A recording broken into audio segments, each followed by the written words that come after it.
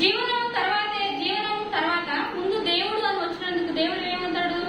సంతోషపడతాడు. ఎందుకంటే దేవుడి కోసం నువ్వంటే నాకు ఇష్టమయ్యా అని చెప్పడం ఇష్టం ఉండదు. ఆ ఇష్టాన్ని చూపించడం. మనుషులు అయిన మనకు కూడా ఏమి ఇష్టం? భార్యకి భర్త దగ్గర నువ్వంటే నాకు ఇష్టం అండి అని మాటలతోనే చెప్తూ ఉందనుకోండి, ఏమనిపిస్తుంది? విసుగు పుడుతుంది. హే పొద్దు నువ్వంటే నాకు ఇష్టం అంటున్నావు, కానీ నేనంటే నీకు ఇష్టం ఉంటే నా కోసం ఏం చేసావు అని అడుగుతాడా లేదా? అలాగే దేవుడు కూడా మనల్ని ఏమడుగుతాడు? నువ్వంటే నాకు ఇష్టం అంటున్నావు కదా, నా కోసం నువ్వేం చేసావు అన్నప్పుడు చెప్పొచ్చు, ఇదిగోయా నువ్వంటే నాకు ఇష్టం కాబట్టి నా జీవన దారాన్ని కాదు అని చెప్పి నీ కోసం వచ్చాను మనం ధైర్యంగా చెప్పొచ్చు. అంటే ఇష్టం ఉంటే మనం ఖచ్చితంగా ఏదో ఒకటి వదులుకోవాల్సింది ఉంటుంది. ప్రేమను చూపించాలంటే ఏం వదులుకోవాలంటే ఖచ్చితంగా ఏదో ఒకటి వదులుకోవాల్సి వస్తుంది. ఎగ్జాంపుల్ గా భార్య భర్తలు ఇద్దరు ఉన్నారు. భర్త ఎక్కువ భార్యను ప్రేమించాలంటే ఏం చేయాలి? భర్తకి ఇష్టం లేనిది ఏంటిదో చూసుకొని దాన్ని వదిలేయాలి. అంటే వదిలేస్తేనే ప్రేమ ఉంటుందా అంటే అవును, ఖచ్చితంగా త్యాగంలోనే ప్రేమ అనేది ఉంటుంది. ఏదైనా ఒకటి త్యాగం చేస్తే ఎదుటి వాళ్ళకి ఏం కలిగింది? ప్రేమ కలిగింది. ఎగ్జాంపుల్ గా భర్తకి ఏదైనా డ్రెస్ వేసుకోవడం ఇష్టం లేదనుకోండి, లేదంటే పలానా ఇష్టం లేదనుకోండి, కానీ భార్యకి అది బాగా ఇష్టం. ఇది నా భర్తకి ఇష్టం లేదని వదిలేస్తే భర్త ఏమనుకుంటాడు? నేనంటే ఎంత ఇష్టంరా, తనకిష్టం అయినా సరే నాకు ఇష్టం లేదని వదిలేసింది, నిజంగా నా భార్యకి నేనంటే చాలా ఇష్టం అని. ఆ ఇష్టం దేని నుండి కలిగింది అంటే ఒకటి వదిలేయడం ద్వారా, ఒకటి త్యాగం చేయడం ద్వారా ఇష్టం అనేది కలిగింది. ఇప్పుడు తండ్రి అయిన దేవుడు యేసుక్రీస్తు వారంటే మనకి ఇష్టం కలిగింది, అంతేనా? దేవుని ఇష్టపడే కదా మనందరం ఇక్కడికి వచ్చాం. దేన్ని బట్టి ఇష్టం కలిగింది? మనందరికీ యేసుక్రీస్తు వారి మీద దేన్ని బట్టి ఇష్టం కలిగింది అంటే యేసుక్రీస్తు వారు చేసిన త్యాగాన్ని బట్టి మనందరికి ఏం కలిగింది? ప్రేమ కలిగింది. ఆ ప్రేమను బట్టి ఇక్కడికి వచ్చాం. యేసుక్రీస్తు వారికి మనం అంటే ఇష్టం కాదా? చాలా ఇష్టం. దేన్ని బట్టి ఇష్టం అని చెప్పగలం అంటే తన ప్రాణాన్ని సైతం ఎవరి కోసం ఇచ్చాడు? పరిశుద్ధుల కొరక. పరిశుద్ధుల కొరకు ఇచ్చాడా? కాదు.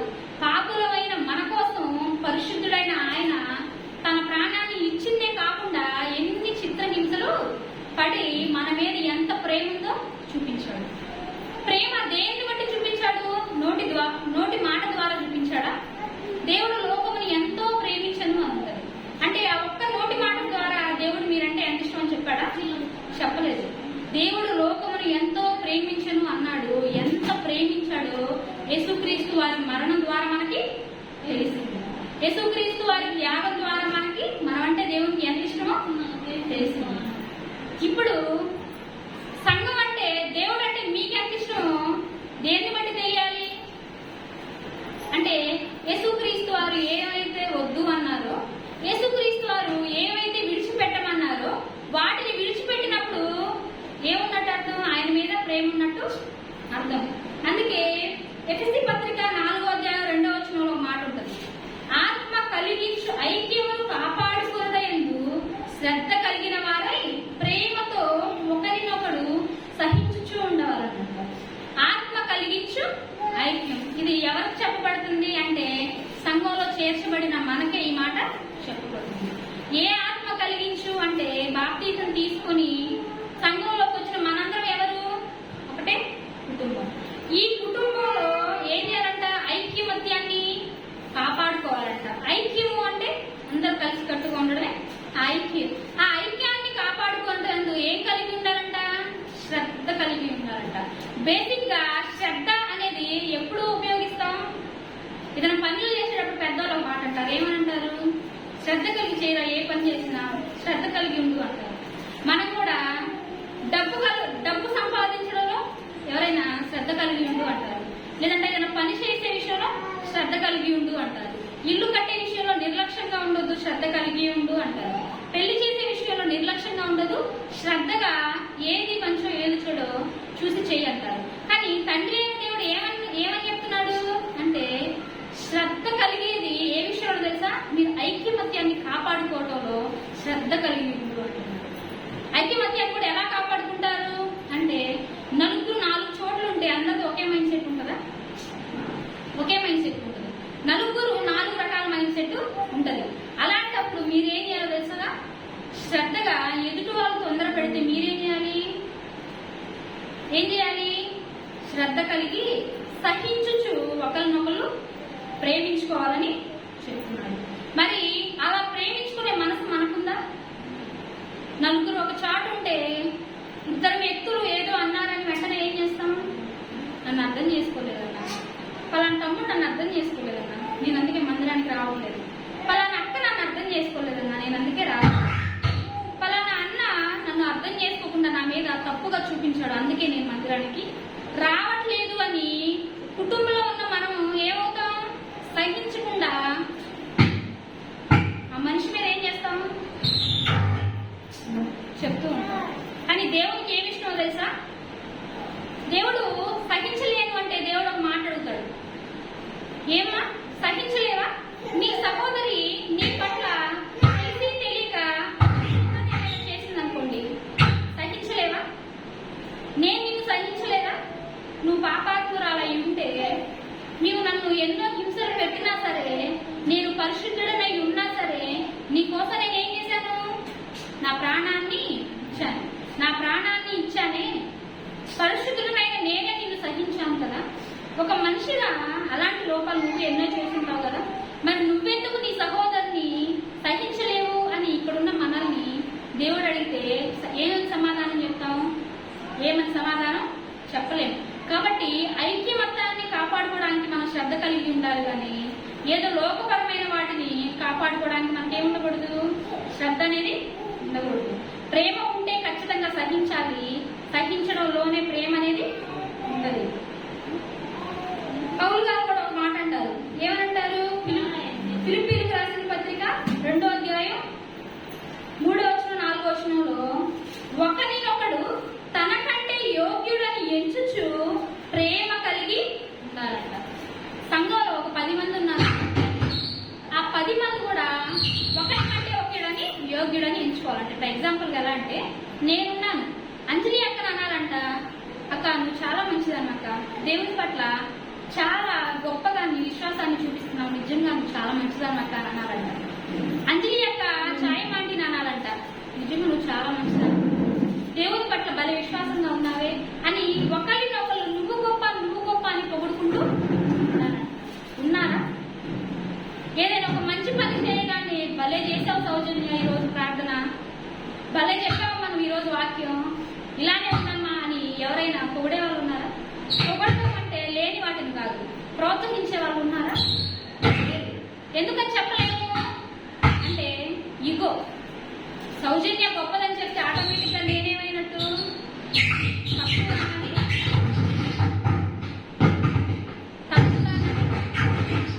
చెప్పినట్టు. అదే అలా అనుకుంటుంటే నేను కూడా ఏమైతా? గొప్పదాన్ని అవుతాను కదా. నేనెందుకు సౌజన్యాన్ని పొగడాలి అనుకొని మన హృదయంలో ఉన్న యుగో ఏం చేసింది? ఎదుట మనిషి మంచిదైనా సరే, మన ఎదుట ఉన్న మనిషి మంచివాడైనా సరే, ఆ మంచి మనిషిని అప్రిషియేట్ చేయడానికి మనకు మనసు అనేది, ఇలాంటి మనసు దేవునికి ఏముండదు? ఇష్టం ఉండదు. మీలో ప్రేమ ఉందా? ప్రేమ ఉంటే ఎదుటి మనిషిని ఏం చేయి? అప్రిషియేట్ చేయి. నీలో ఉన్న ఈగోని తీసేయి. నువ్వు ఎదుటి మనిషిని, సహోదరుని లేదా సహోదరుని ప్రేమించావు అనడానికి అర్థం ఏంటి అంటే, నీ ఈగోని తీసుకొని ఆ ఎదుటి వారిలో ఉన్న మంచిని వెదగడమే, అదే స్నేహం అన్నమాట. అందుకే బైబిల్లో ఉన్న భక్తులందరూ కూడా దేవుని పట్ల వాళ్ళకి ఎంత ప్రేమ ఉందో చూపించాలనుకున్నారు. ప్రతి ఒక్క భక్తుడు కూడా చూపించాడు. ఎలా చూపించాడు వాళ్ళ ప్రేమ?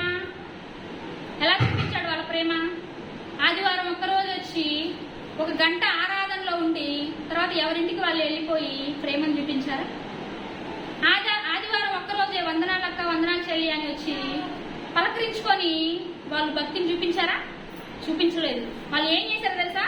అపోస్తుల కార్యంలో ఉంటది, సంఘం అందరి కలిసి వారికి ఎంత ఆస్తి అయితే ఉందో ఆ ఆస్తిని అంతా అమ్మి, పేదవాడని లేదు, డబ్బు ఉన్నవాడని లేకుండా అందరూ సమానంగా ఆస్తిని పంచుకొని ప్రతి దినం రొట్టె విరుచుట ఎందును, ప్రార్థన చేయుట ఎందును, సహవాసం అందును తెగక ఏం చేశారంట? దేవుణ్ణి ప్రార్థించారంట.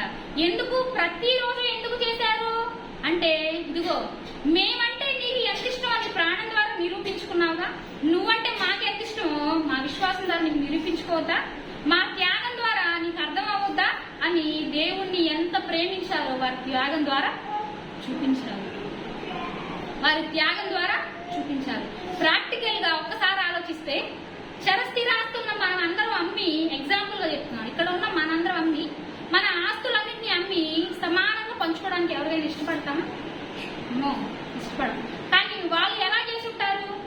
వాళ్ళకి ఆ మనసు ఎలా వచ్చి ఉండిద్ది అంటే వాళ్ళకు ఉన్నదంతా ఒకటే ఆశ. ఏంటి ఆశ? భూమి మీద బ్రతికున్నంత కాలం దేవునికి ఇష్టకరంగా బ్రతకాలి, బ్రతికి మరణించిన తక్షణమే దేవుని దగ్గరకు వెళ్ళాలని గోల్ పెట్టుకున్నారు. అదే ప్రకంగా జీవించారు. మరి ఈనాటి మనకున్న ఆ శ్రద్ధ, ఈనాడు మనం దేవుడు అంటే ఇష్టం అని ఎలా మనం దేవునికి నిరూపించుకుంటున్నాం? ఎలా నిరూపించుకోగలుగుతున్నాం? బైబిల్లో ఒక స్త్రీ దేవుడు అంటే ఎంత ఇష్టం ఎలా నిరూపించుకుందో తెలుసా? బీద విధురాలు. మీ అందరికీ తెలుసుగా బీద విధురాలు. యేసుక్రీస్తు వారు చోట ఉండి వాకింగ్ చెప్పి ఉన్నప్పుడు అందరూ వరుసగా వెళ్లి కానుక పెట్టలు ఏం చేస్తున్నారంట? కానుకలేస్తూ ఉన్నారంట.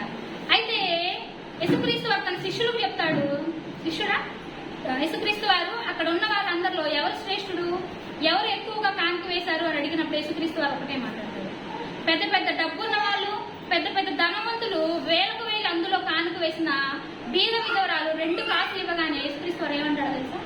తన జీవనాన్ని సమర్పించిన బీద విధవరాలే గొప్పది. 1,00,000 రూపాయలు గొప్ప, 2 కాసులు గొప్ప? 2 కాసులే గొప్ప. కానీ దేవుడికి ఏమి ఇష్టం? ఇచ్చే మనసు ఇష్టం.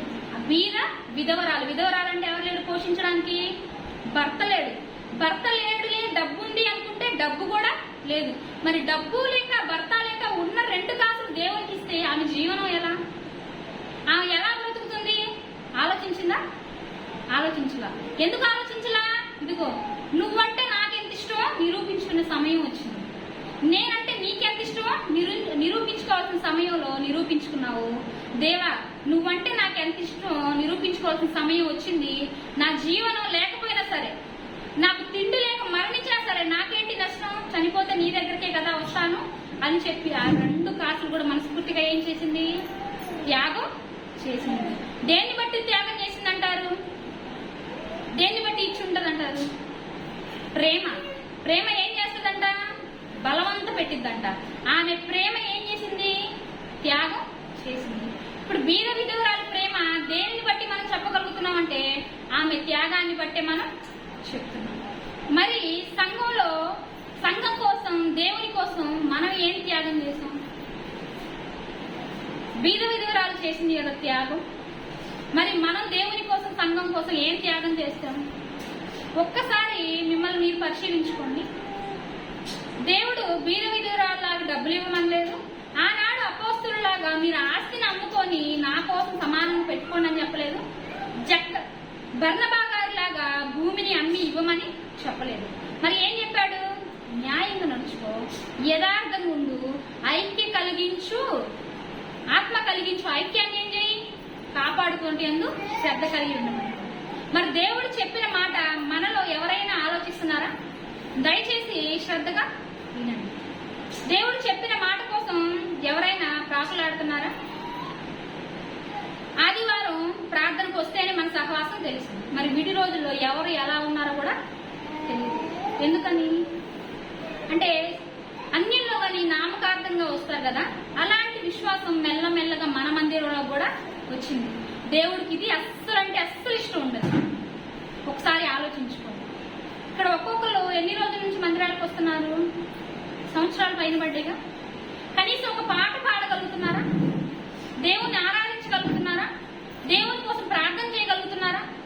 కొన్ని చేయట్లేదు. కారణం ఏంటి? దేవుడు ఆరాధన తగడా? కొన్ని దేవుళ్ళు గొప్ప లక్షణాలు ఏమైనా లేవా? అంతే కదా. ఎదుటి మనిషిని అప్రిషియేట్ చేయట్లేదంటే అర్థం ఏంటి?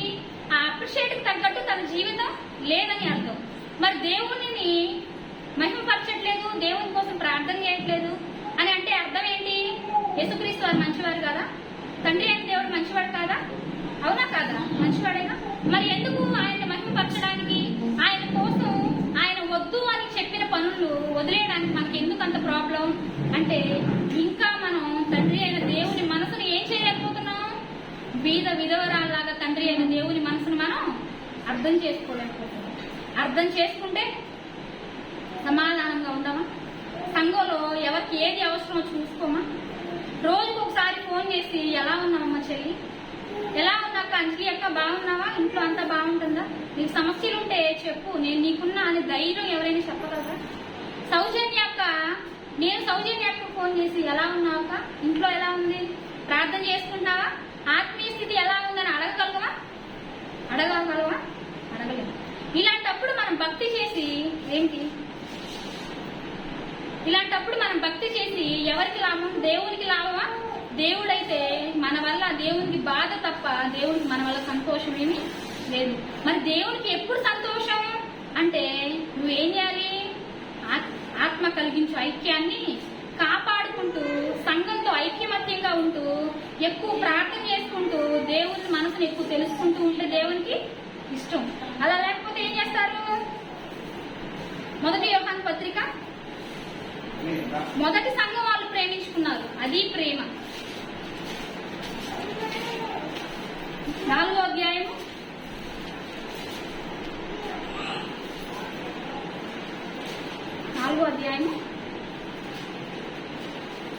9వ వచనం.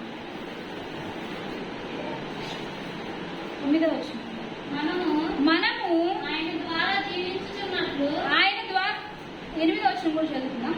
దేవుడు ప్రేమాస్వరూపి, ప్రేమ లేనివాడు దేవుని ఎరుగడు. దేవుడు కింద ఫుట్‌నోట్ లో ఉంటది, దేవుడు ప్రేమయ్యి ఉన్నాడంట. దేవుడు ఏమై ఉన్నాడంట?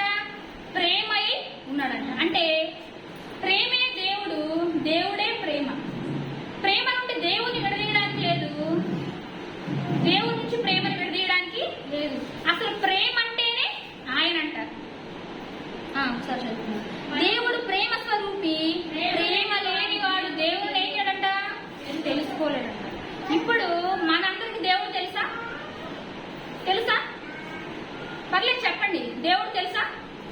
తెలుసు అంటే ఏముండాలి? ప్రేమ ఉండాలంట. ప్రేమ లేకపోతే దేవుడు ఎవరికి? దేవుడు తెలియనట్ట. మరి ఇన్ని సంవత్సరాలు మన భక్తి ఏంటో ఒక్కసారి ఆలోచించుకోండి. ప్రేమ ఉందా మనలో? పగలంతా ఖాళీగా ఉంటారు కదా ఉన్న వాళ్ళ గురించి. 1 గంట సమయం ఉన్న ఫాతిమా గారు ఏం చేయాలి? ప్రతి ఇల్లు తిరిగి, పెద్దది కాబట్టి ప్రార్థన చేసి మంచి చెడులు ఏం చేసుకోవాలి? తెలుసుకొని, పెద్దది కాబట్టి అనుభవాల్ని నేర్పించాలి. ప్రేమ ఉంటే ప్రతి ఒక్కరు కూడా ఏం చేసుకోవాలి? పరిశీలించుకొని ప్రార్థించుకోవాలి. ఇవన్నీ ఎప్పుడు వస్తాయి అంటే దేవునికి దగ్గర అయితేనే వస్తాయి. దేవుడే తెలియదు అనుకోండి, ప్రేమించగలవా మనం? దేవుడు అంటున్నాడు ప్రేమ లేనివాడు నన్ను ఎరుగడు. మరి ప్రేమ తెలియాలి, దేవుడు మనకు తెలియాలంటే ముందు మనం ఏం చేయాలి? ప్రతిరోజు ప్రార్థన అనేది చేసుకోవాలి. ఇక్కడ ఉన్న వాళ్ళలో కనీసం డైలీ ప్రార్థన చేసుకునే వాళ్ళు ఉన్నారా? ఎంతో మంది క్యాన్సర్ హాస్పిటల్స్ లో, ఎన్నో హాస్పిటల్లో చూస్తే చిన్న రీజన్స్, కోటీశ్వర్లో ఉండి కూడా చిన్న రీజన్స్ తో హాస్పిటల్లో పడుతున్నారు, పిల్లలు కానీ పెద్దోళ్ళు కానీ. కానీ ఇక్కడ ఉన్న మనందరిలో ఏ సమస్యలు అయితే ఉన్నాయా? డబ్బు లేకపోవచ్చు కానీ ఎంతో ఆరోగ్యంగా దేవుడు మనల్ని ఏం చేస్తున్నాడు? కాచుకుంటూ వస్తున్నాడు. దేవుడు ఇంత ఆరోగ్యంగా మనల్ని కాపాడుతున్నాడు కదా, మరి దానికి కృతజ్ఞతగా కనీసం దేవునికి ప్రార్థన చేసుకుంటామా? అలా చేసుకున్నప్పుడే దేవుడు అంటే దేవుడు ఎవరో మనకి తెలుస్తుంది. మనిషికి దేవునికి మధ్య ఒక క్వాలిటీ టైం అనేది ఉండాలి. ప్రతిరోజు కనుక కూర్చొని దేవునితో 1 అరగంట మాట్లాడి చూడండి. ఇప్పటి నుంచి దేవుడిని అసలు మనలో ఎంత అభివృద్ధి వచ్చిందో మనకి అర్థమవుతుంది. డైలీ దేవుడితో 1 అరగంట మాట్లాడితే ఎంత సంతోషంగా ఉంటుందో అర్థమవుతుంది. దేవుడితో ఎలా మాట్లాడతామంటారా? దేవుని ఈ ప్రేమలకి ఏంటి, మనం ఎలా ఉండాలి, దేవుని ప్రేమ ఏంటి అని అంతా ఇందులో రాసి ఉంది. చదువు వచ్చిన వాళ్ళు కనుక ఇప్పుడు ఫోన్లు కూడా ఉన్నాయి. చదువు లేకపోతే బైబిల్ అంతా ఒక దాంట్లో రికార్డు ఉంది. మనం పెట్టుకుంటే బైబిల్లో ఉన్న ప్రతిదీ కూడా అధ్యాయం ప్రకారం వస్తూ ఉంటది. చదువు రాగా దేవుని దగ్గర మోకరించి ప్రార్థన చేయాలి. దేవా, నేను ఇప్పటికీ నా శేష జీవితాన్ని వ్యర్థం చేసుకున్నాను, ఇక్కడ నుంచి అయినా నా జీవితాన్ని నీలో గడపాలయ్యా, నేను ఆత్మీయంగా బలపడేలాగా నాకు సహాయం చేయాలి అంటే అంటే దేవుడు చేయడా? ఖచ్చితంగా దేవుడు ఏం చేస్తాడు? సహాయం చేస్తాడు. దేవుడు సహాయం చేయాలి అంటే ముందు మారాలనే మనసు మనలో ఉంటే మార్చే మనసు ఆయనకు ఉంది. కాబట్టి ఇక్కడ ఉన్న ప్రతి ఒక్కళ్ళు మనం ఏం చేయాలి? దేవుని ముందు తెలుసుకోవాలి. దేవుణ్ణి తెలుసుకుంటేనే ఎదుటి వాళ్ళని ప్రేమించగలం. దేవుణ్ణి తెలుసుకోకుండా ఎదుటి వాళ్ళని ఏం చేయలేమా? ప్రేమించలేము. ఒకవేళ ప్రేమించినా అదంతా ఏ ప్రేమ అంటే నటన ప్రేమ. లోకంలో ఏ ప్రేమ ఉంది? నటన ప్రేమ. ఏదో ఇస్తారని ప్రేమిస్తారు, ఏది ఇవ్వకపోతే చంపేసి వెళ్తారు. ఇస్తారు, ఇచ్చిన 2 నెలలకి దెప్పి పొడుస్తారు. ఇస్తారు, మన దగ్గర నుంచి ఏదో ఆశిస్తారు. యేసుక్రీస్తు వారు ప్రాణం ఇచ్చారు, మన దగ్గర నుంచి ఏం ఆశించారు? మీ ప్రాణం నాకొద్దు, కానీ నేను మిమ్మల్ని ఎలా ప్రేమించానో మీరు కూడా మీ సంఘంలో ఉన్న సహోదరి మనులను, మీ సంఘంలో ఉన్న సహోదరులను ప్రేమించి నా ప్రేమ ఎలా ఉంటుందో ఒక్కసారి ప్రపంచానికి చాటి చెప్పండి అయ్యా అని మనకి చెప్పాడు. ఈనాడు ప్రపంచం అంతా యేసుక్రీస్తు వారిని ఏమంటుంది? ప్రేమ మయుడు, కరుణ మయుడు. ఆయనకు ఆ బిరుదు వచ్చింది. సంఘాలు, ఇన్ని సంఘాలు ఉన్నాయి కదా, మరి సంఘాలలో కొందరికి కూడా ఆ బిరుదు రావట్లేదు ఎందుకు? ఎవరైనా అన్యులు చెప్పగలరా? అరే చర్చికి వెళ్ళే వాళ్ళ దగ్గర భలే ప్రేమ ఉంటదిరా, వాళ్ళ ప్రేమే వేరయ్యా అని ఎవరైనా చెప్పగలరా? అలా చెప్పాలంటే ముందు మన బిహేవియర్ లో ఏముండాలి? యేసుక్రీస్తు వారు చూపించిన ప్రేమ అనేది ఉండాలి, క్షమాపణ గుణం అనేది ఉండాలి. ఇంట్లో భార్య భర్తల దగ్గరే మనం ఏం చెయ్యం? ఇగోలు తగ్గించుకోం. ఒకవేళ పొరపాటున భార్య తప్పు చేసింది అనుకోండి, భర్త దగ్గరికి వెళ్ళి ఏమండి నాదే తప్పు, క్షమించండి అని అంటదా? అంటే ఆమెను తిరిగిన స్త్రీ లేదు. ఒకవేళ అనకపోతే ఎందుకు అనట్లేదు? ఇగో, దేవుడు ఆయుష్ ఇచ్చాడు కదా, దేవుడు ఆరోగ్యాన్ని ఇచ్చాడు కదా, అందుకని అనట్లేదా అని మనం ఏం చేసుకోవాలి? పరిశీలించుకోవాలి. మనము ఆయన ద్వారా జీవించినట్లు దేవుడు తన అద్వితీయ కుమారుని లోకములోనికి పంపెను. దీని వలన దేవుడు మన యందుంచిన ప్రేమ ప్రత్యక్షపరచబడెను. మనము దేవుని ప్రేమించితిమని కాదు, తానే మనలను ప్రేమించి మన పాపములకు ప్రాయశ్చిత్తమై ఉండుటకు తన కుమారుని పంపెను. ఇందులో ప్రేమ ఉన్నది. ఎందులో ప్రేమ ఉన్నదంట? ఇదిగో, మీరు పాపులైనా సరే పాపులతో నాకెందుకు, నేను పరిశుద్ధుడిని కదా అని అనుకోకుండా నా పిల్లలైన మీరు, పాపం చేసిన మీరు నశించకూడదని, ఏ పాపం ఎరుగని నా కుమారుని రక్షించమని మీకోసం పంపించాను. అందులో ప్రేమ ఉన్నదమ్మా. దయచేసి ఆ ప్రేమను అర్థం చేసుకొని మీ ఉన్న కొద్ది జీవితమైన ఒకరినొకరు ప్రేమగా ఉండండి అమ్మా. ఈ కోపాలు, ఈ ద్వేషాలు వద్దమ్మా. దయచేసి ఉన్న కొద్ది జీవితం అన్న నాలో గడపడమ్మా అని ఒక తల్లి పిల్లలకి ఎంత చక్కగా మంచి మాటలు చెప్తుందో, తండ్రి అయిన దేవుడు కూడా మన కోసం ఏం చెప్తున్నాడు? ఇలా ఉండండి, ఇలా ఉండండి అని చెప్తున్నాడు. మరి మనం ఎందుకు ఉండలేకపోతున్నాం? ఇంకా దేవుని మనం తెలుసుకోలేదా? ఇంకా దేవుని మనసు ఏంటో మనకు అర్థం కాలేదా? భార్య భర్తలు ఇద్దరు ఇంట్లో ఉంటూ భర్త కనుక భార్య మనసు అర్థం చేసుకోకపోతే ఏమంటది? నీతో 10 సంవత్సరాలు కలిసి ఉన్నా కానీ నా మనసు ఏందో నీకు తెలియలేదు, ఇంక నేను ఎందుకోసం నీతో ఉండాలి అని అంటదా లేదా? కొన్ని సందర్భాల్లో మనం కూడా ఏమంటాం పిల్లల్ని, నేనేంటో ఇంకా మీకు ఎవరికి అర్థం కాలేదు, నా మనసు ఏంటో ఇంకా మీకు అర్థం కాలేదు, నేను ఎవరి కోసం బ్రతికి ఉండాలి అని కొన్ని సిచ్యువేషన్ లో అంటాం. తండ్రి అయిన దేవుడు ఇప్పుడు అదే మాట మనల్ని అడుగుతున్నాడు. నా మనసును మీకు తెలిపాను, ప్రకృతిని చేశాను, ఇప్పటికీ మీరు ఎన్ని చేసినా సరే నా రెక్కల చాటులో మిమ్మల్ని అందరినీ భద్రపరుచుకుంటున్నాను. ఇంకా నా మనసు ఎందుకు మీకు అర్థం కాలేదమ్మా? ఇంకా నన్ను ఎందుకు మీరు అర్థం చేసుకోలేకపోతున్నారు?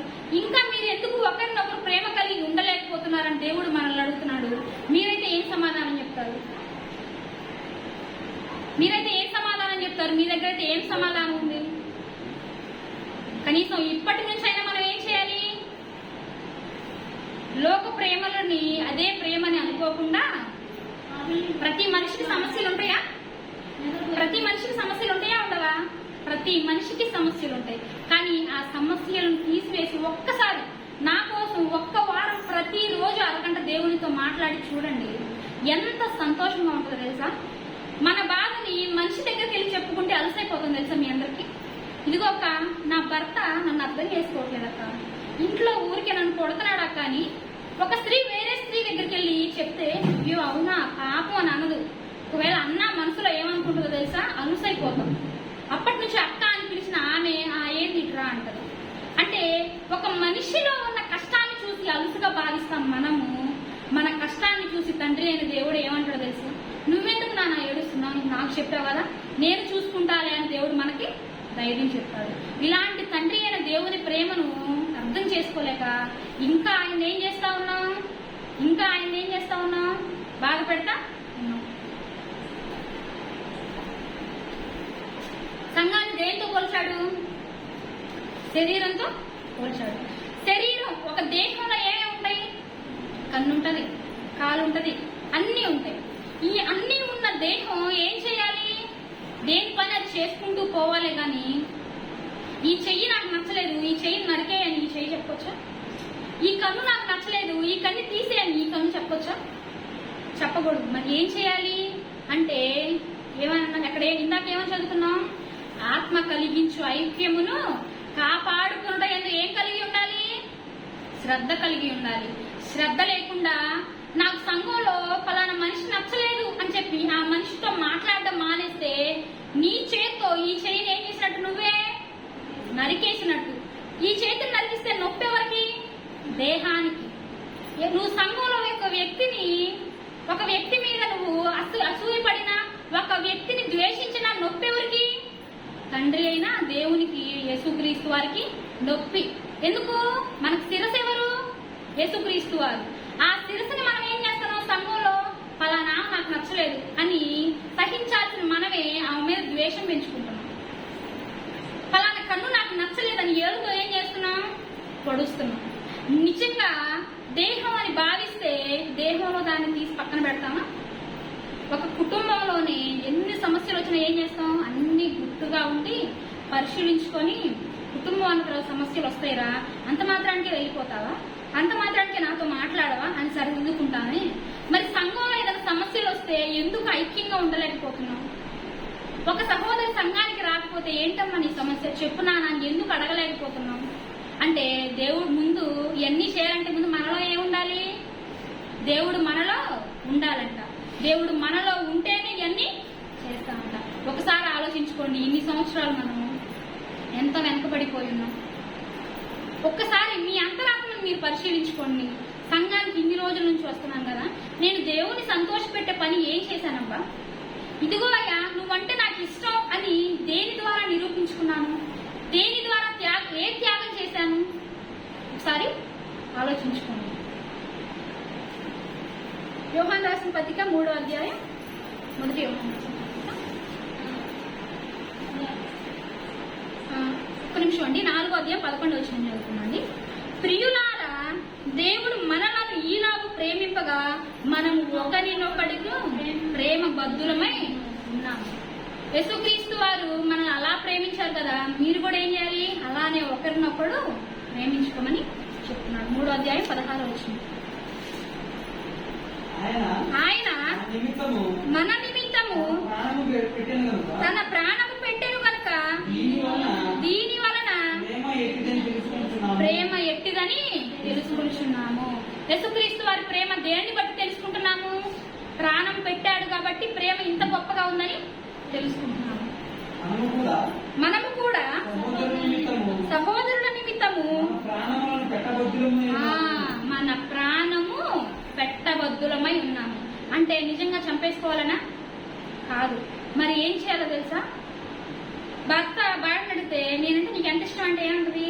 నీ కోసం నా ప్రాణం ఇచ్చేంత ఇష్టమయ్యా అని చెప్తుంది కదా. మీరు కూడా నన్ను ప్రేమిస్తే మీ సంఘంలో మీకోసం ఏదైనా సహోదరికి సమస్య వస్తే అవసరమైతే ఆమెను బ్రతికించుకోవడం కోసం నా ప్రాణమైనా పెడతాను అన్నంతగా ఏం చేయాలంట? ప్రేమించుకోవాలంట. అప్పుడే మనకి అలా ప్రేమిస్తేనే దేవుడు మనకెంత ఇష్టం మనం నిరూపించుకుంటున్నట్టు. మనకుందా? మనలో ఎవరికైనా ఈ మనసుందా? కనీసం ఎవరైనా దేవుని గురించి ఆలోచిస్తున్నారా? పాస్టర్ గారు ఆదివారం వచ్చి వాక్యం చెప్తాడు కదా, చెప్పి వెంటనే ఏం చేస్తాడు? వెళ్ళిపోతాడు. చెప్పిన వాక్యాన్ని మీలో ఎంతమంది మరలా ఇంటికెళ్ళి పాస్టర్ గారు చెప్పారు కదా, ఈ వాక్యం చాలా బాగుంది, ఇక్కడ నుంచి నేను కూడా అలా బ్రతకాలని ఎంతమంది అనుకుంటున్నారు?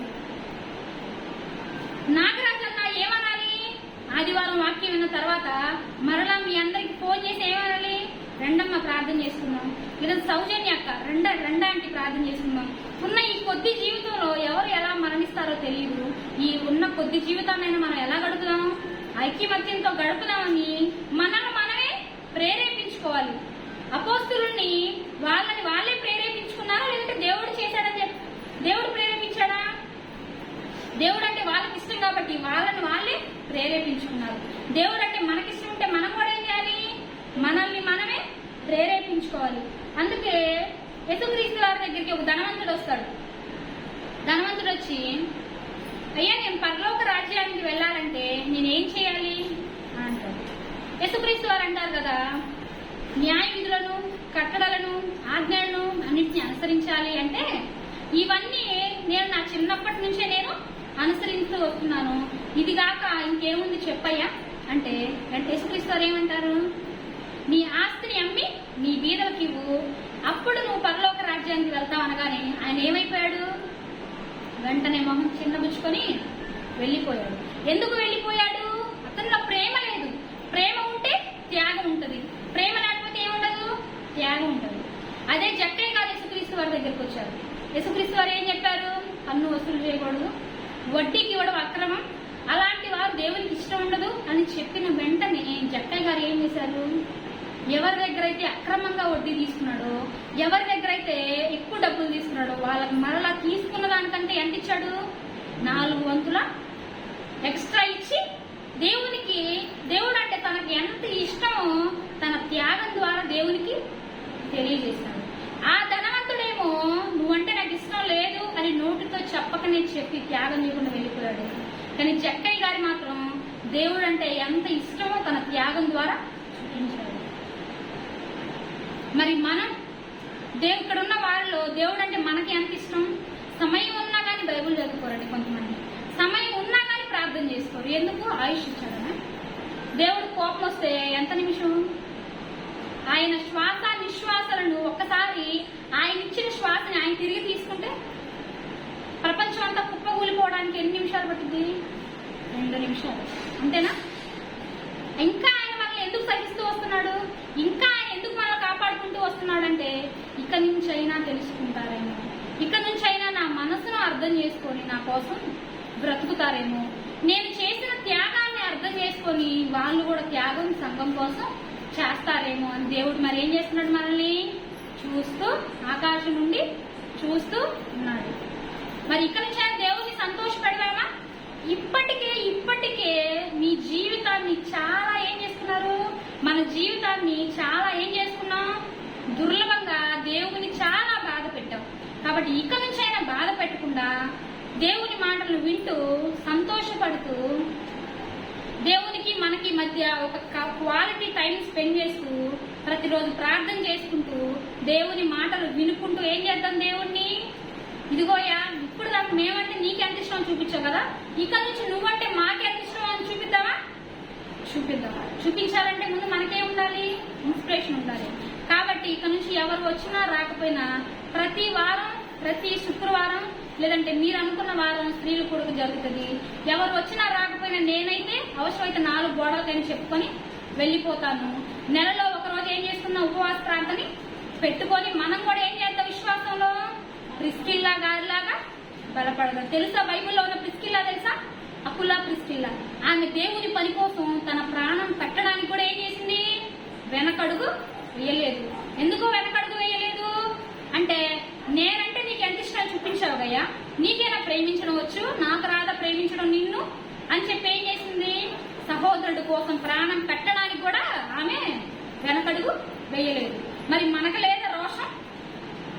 భర్త నీకు ఈ కోర్స్ చేయడం రాదు అంటేనే యూట్యూబ్ లో చూసి లేదంటే వేరే వాళ్ళ దగ్గర చూసి భర్త మరలా మనల్ని పొగిడినాక ఏం చేస్తాం? పట్టుదల కలిగి ఉంటాం. నీకు ఈ పని రాదు అంటే అది చేసి చూపించిన పట్టుదల కలిగి ఉంటానే. మరి దేవుళ్ళు నువ్వు నిలబడలేకపోతున్నావు అంటే మనకు లేదా రోషం?